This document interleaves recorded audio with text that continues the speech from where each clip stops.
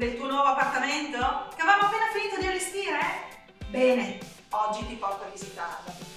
Andremo in via Roma, nel cuore di Cervignano, con tutti i servizi a portata di mano. Si trova in un condominio appena ristrutturato, modernissimo. Ma dai, cosa aspettiamo? Andiamo a vederlo! Like sunshine and air to make you feel like you don't have a care.